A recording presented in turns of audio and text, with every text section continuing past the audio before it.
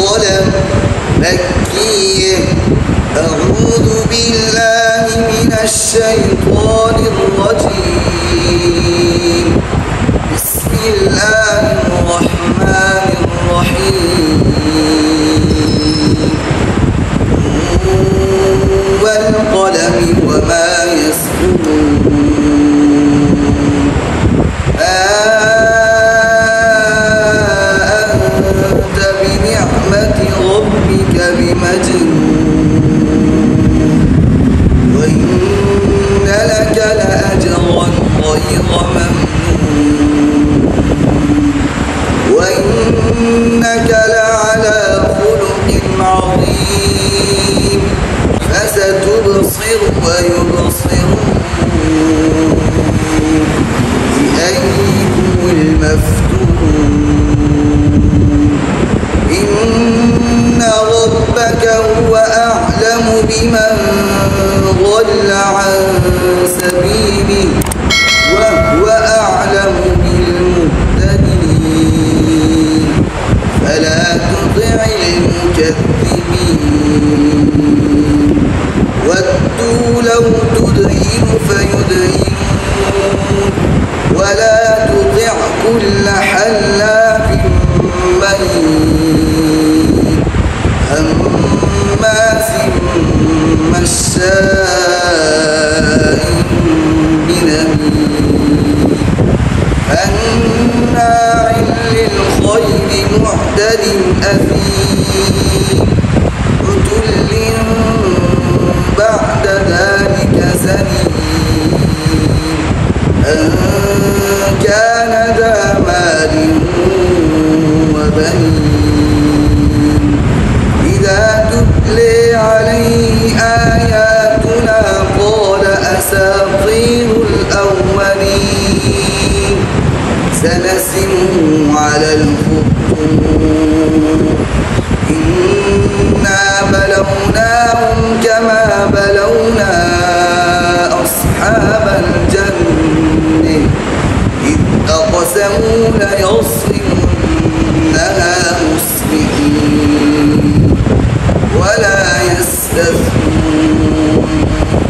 فطاف عليها طائف من ربك وهم نائمون. أصبحت كالصريم. فتنادوا مصبحين أن اغدوا على حرثكم إن كنتم صارمين. فانطلقوا وهم يتخافتون ألا يدخلنها اليوم عليكم مسكين. وغدوا على حرد قادرين. فلما رأوها قالوا إنا لضالون بل نحن محرومون. قال أوسطهم ألم أقل لهم لولا تسبحون. قالوا سبحان ربنا إنا كنا ظالمين. فأقبل بعضهم على بعض يتلاومون. قالوا يا ويلنا إنا كنا طاغين. عسى ربنا أن يبدلنا خيرا منها إنا إلى ربنا راغبون. كذلك العذاب ولعذاب الآخرة أكبر لو كانوا يعلمون.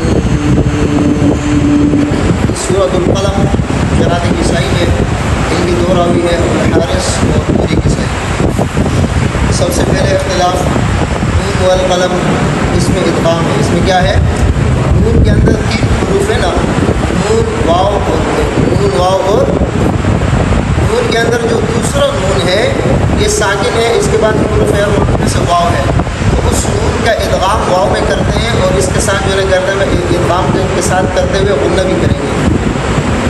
ये दोनों रावियों के लिए बात समझ में आ रही है। इसी तरह वाह हुआ, मैंने आपको बताया था, वाह हुआ हाँ फ़हिया, इस तरह की कलिमात इनमें जो है ना हाँ को साकिना पढ़ते हैं दोनों रावी। इदा तुतले ये इमाला भी दोनों रावियों के लिए है, जन्ने ये इमाला भी दोनों रावियों के लिए है।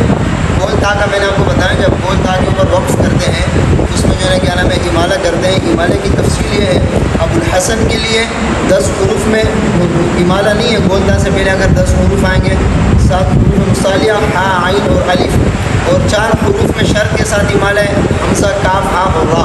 शर्त यह है कि इन 4 हरूफ से पहले कसरा या साकिन हो तो इमाला करते हैं, वरना इमाला नहीं करते।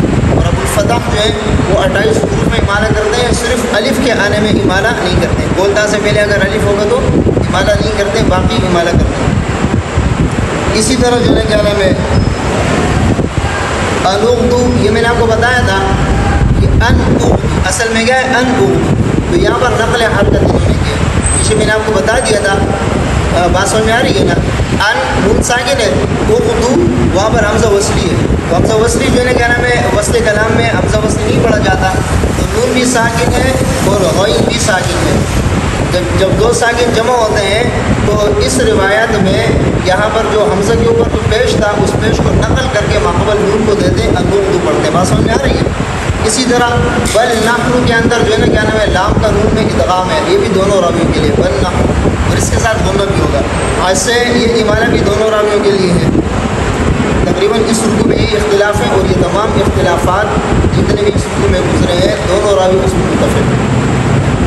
إن للمتقين عند ربهم جنات النعيم أفنجعل المسلمين كالمجرمين ما لكم كيف تحكمون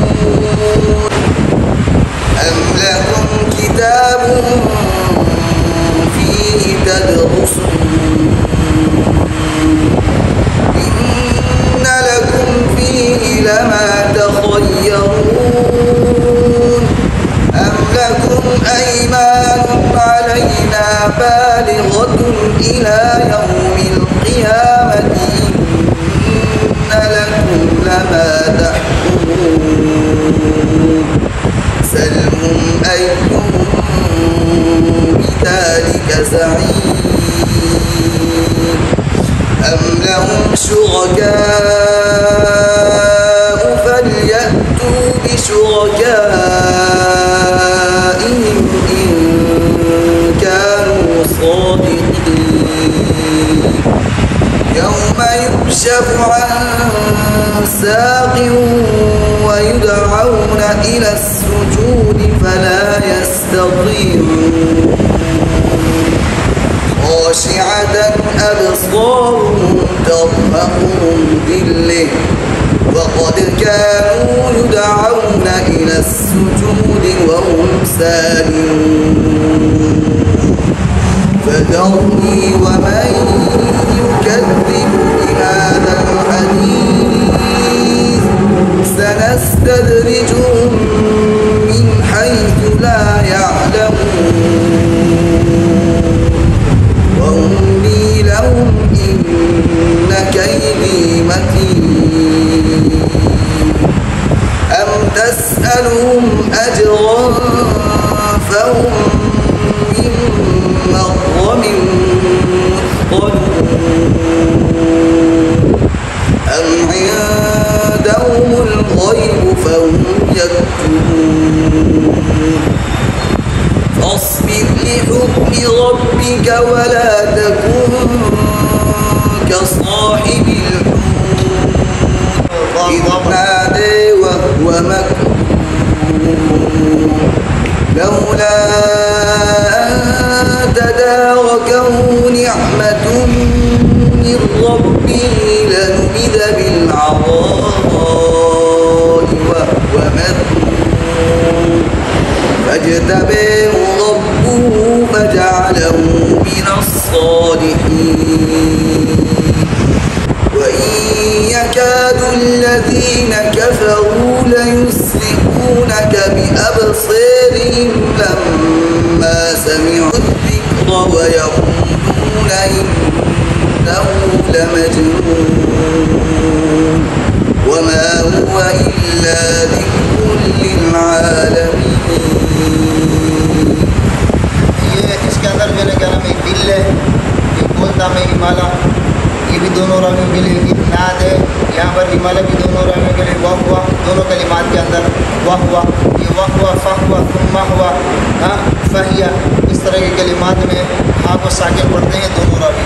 اسی طرح فجتبہ یہ ہمالا بھی دونوں راویوں کے لیے ہے کہ اب صالحین کے اندر جو ہمالا ہے یہ صرف دوری کے لیے، یعنی اس صورت میں صرف یہ ایک اختلاف کہ اب صالحین اب صغیری، یعنی یہ ہمالا جو ہے یہ دوری کے لیے ہے، باقی تمام اختلافات میں دونوں راوی